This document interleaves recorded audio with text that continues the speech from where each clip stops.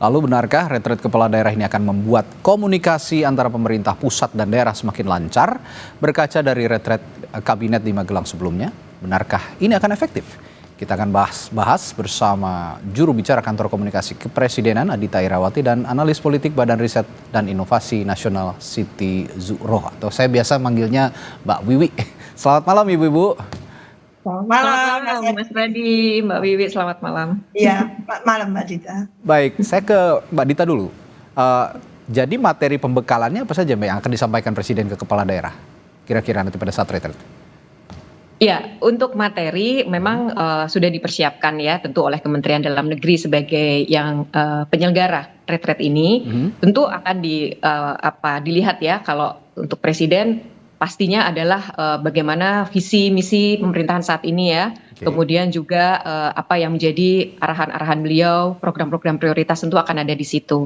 Sementara untuk yang lain, menteri-menteri juga tentu terkait dengan program-program yang memang membutuhkan sinergi pusat dan daerah. Salah satunya contohnya ya, program hasil terbaik cepat makan bergizi gratis. Ini akan disampaikan juga di dalam retret, karena ini penting sekali ya untuk bisa bagaimana program nasional ini dilaksanakan, diimplementasikan di daerah, dan itu selaras begitu. Jadi sekali lagi sebenarnya menekankan tujuan dari program atau retret ini tadi ya sudah disinggung. Bagaimana pusat dan daerah itu bisa bersinergi, Mas. Karena selama ini kita tidak bisa pungkiri ya, terkadang jalannya tidak ketemu gitu. Sendiri gitu ya. Ya, nah ini harus kita koreksi ya. Apalagi banyak sekali program unggulan dari Presiden pemerintahan saat ini yang memang itu membutuhkan keselarasan antara pusat dengan daerah. Jadi retret ini rasanya bisa menjadi ajang untuk lebih tadi satu ya, selain tentunya meningkatkan bonding dari semua pemimpin daerah bersama juga dengan pemerintah pusat, dan juga tentu kita harapkan visinya itu bisa selaras dengan visi pembangunan nasional.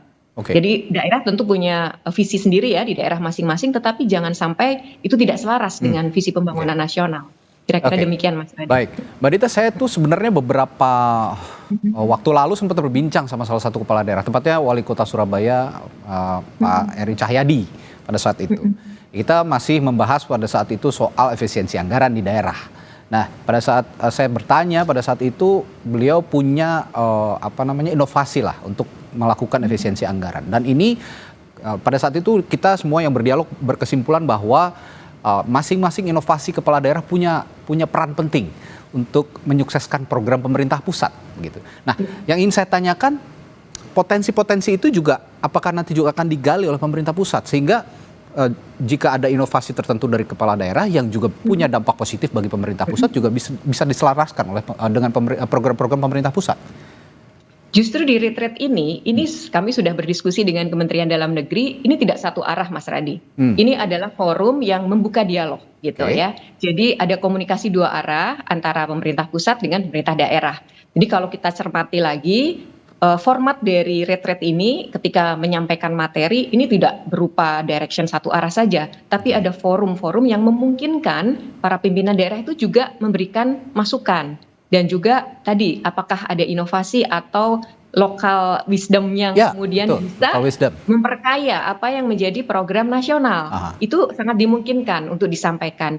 Jadi ini yang perlu diketahui nih oleh masyarakat. Jadi ini bukan semacam seperti satu arah penyampaian materi presentasi saja, tidak. Dan juga bukan seremoni, karena justru disinilah kita bisa nanti menggali potensi daerah dan bagaimana itu kemudian disinergikan dengan kekuatan yang ada di pusat. Kira-kira demikian Mas Radi. Ya, karena ini saya sepakat. Tadi ada local wisdom, karakter kepala daerah yang berbeda-beda, political will seorang kepala daerah yang juga mungkin berbeda-beda begitu.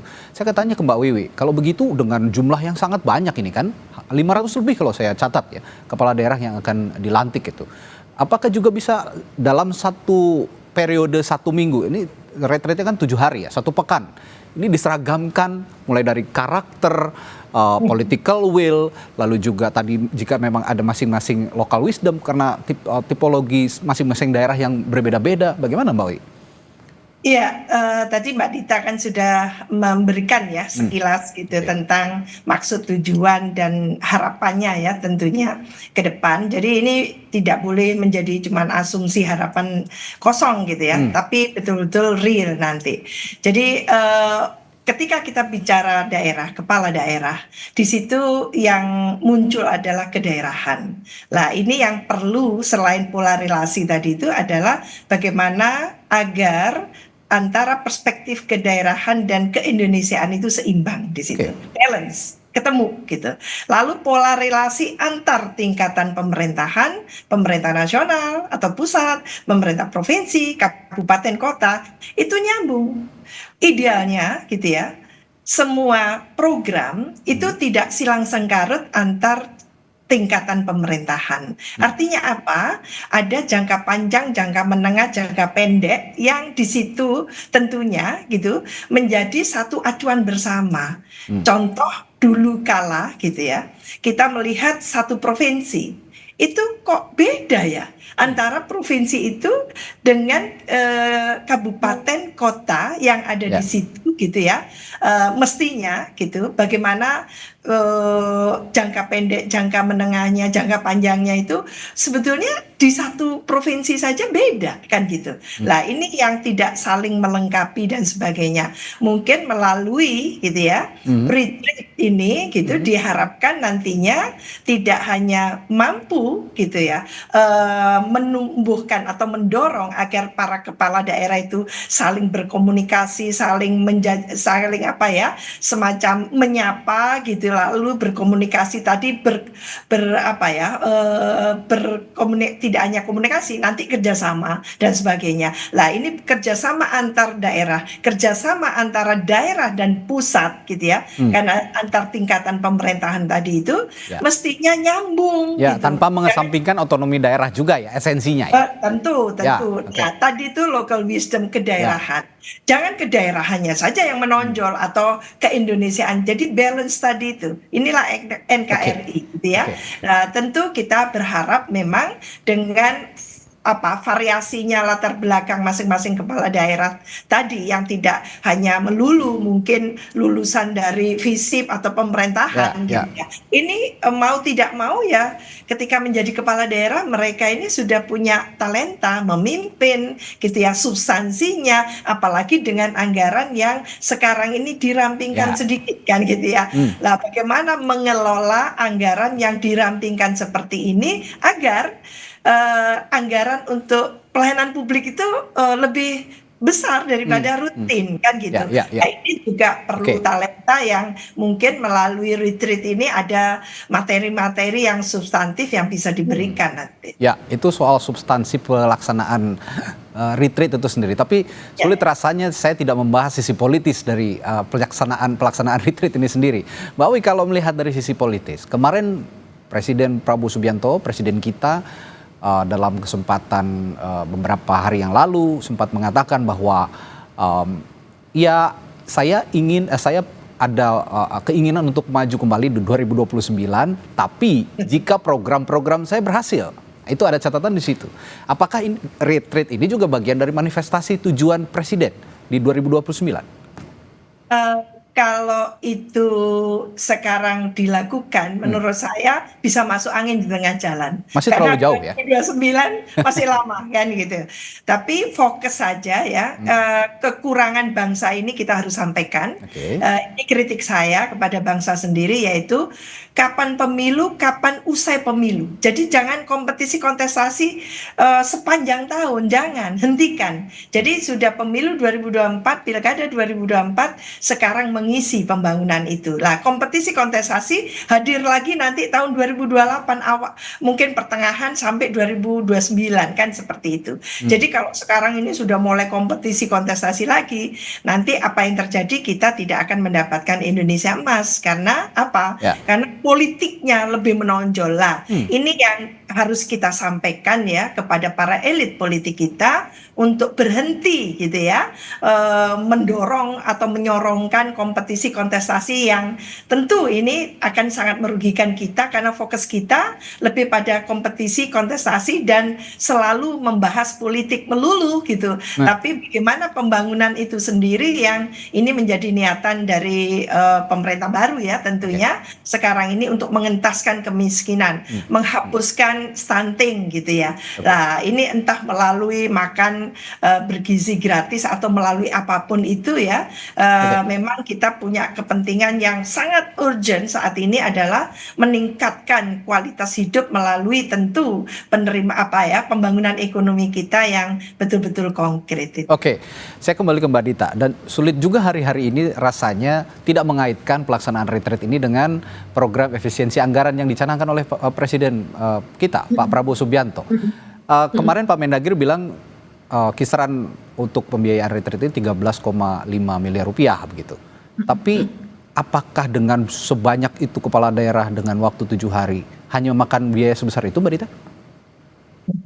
Ya, soal anggaran ini tentu adalah Kemendagri ya yang memiliki data dan sudah disampaikan kepada Kompas TV. Saya rasa ya itu angka yang memang sudah beliau anggarkan untuk itu ya. Nah, yang penting begini, Mas, kalau kita bicara efisiensi, tentu juga harus melihat efektivitas ya. Efisiensi tapi tidak mendeliver efektivitas itu menjadi sia-sia begitu.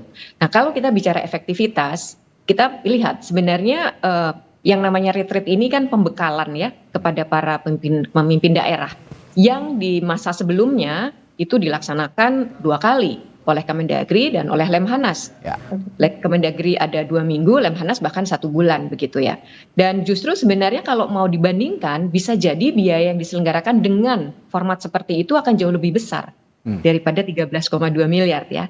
Nah, yang kedua, kalau kita bicara efektivitas, sekali lagi daerah ini mengelola anggaran yang begitu besar ya, kurang lebih 1.300 triliun rupiah. Dan ini kira-kira lebih dari 1/3 APBN kita kan.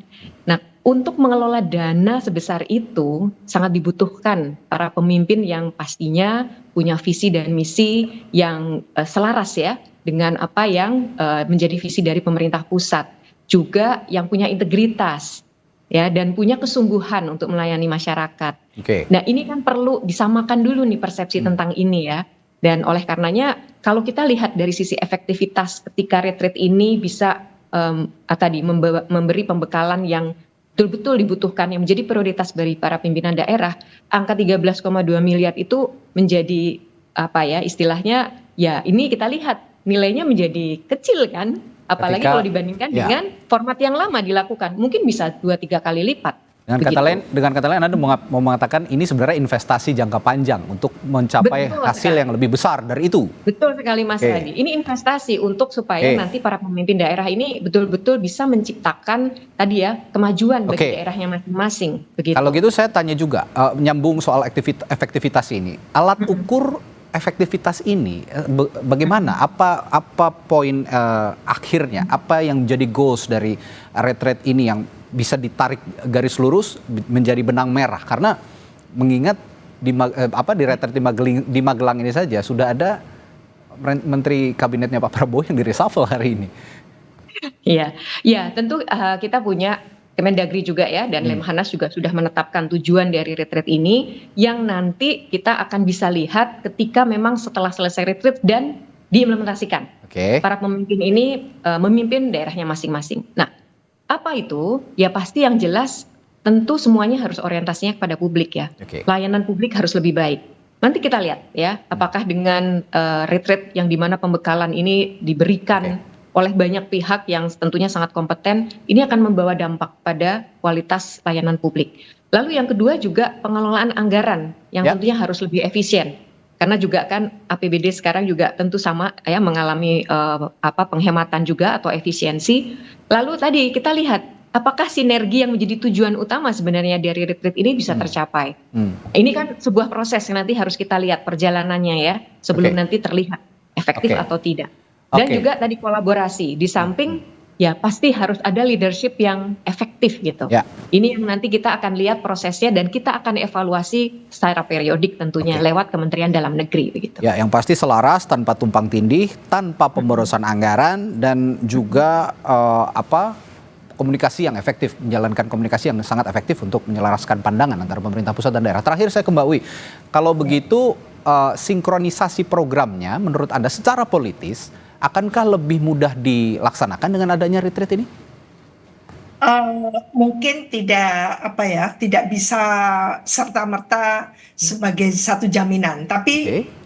pada dasarnya, prinsipnya, retreat ini menekankan kembali betapa sinkronisasi, harmonisasi, satu kesatuan pola relasi yang oke ya, karena kita punya masalah ini. Relasi pusat daerah itu susah banget untuk menjadi harmonis gitu ya. Iya. Ini secara politik loh ya. Ya. Nah, maka apakah melalui retreat ini bisa disampaikan seperti itu? Tentu yang dibekalkan ke mereka ini sebagai modalitas adalah bagaimana memahami filosofi. Ya, filosofi bernegara, berbangsa, berdaerah kan gitu. Lalu juga memahami teksnya gitu. Dan konteksnya, ini loh konteks Indonesia saat ini sedang menghadapi luar biasa tantangannya. Baik. Maka dengan demikian share gagasan, share beban gitu dengan daerah tanpa harus daerah merasakan ada dusta di Baik. antara mereka kan gitu. Itu mungkin lebih asik nanti gitu ya. Baik. Sehingga pola relasi tadi itu akan tercipta jauh lebih genuine gitu. Ya. Tidak seperti sebelum-sebelumnya yang kita selalu menyaksikan ada semacam semacam kurang harmonisnya hubungan pusat Oke. daerah. Ya, kalau boleh saya simpulkan perbincangan kita malam hari ini, retreat ini idealnya bisa meningkatkan kapasitas kepala daerah supaya manajemen anggarannya lebih baik, strategi pembangunannya lebih efisien, dan cara menjalankan program tanpa pemborosan, karena ini selaras dengan tujuan pemerintah pusat. Baik, terima kasih Mbak Adita Irawati dan juga Mbak Wi, Mbak Siti Zuhro sudah bergabung di Sapa Indonesia Malam hari ini. Sehat selalu, sampai jumpa lagi, Ibu-Ibu.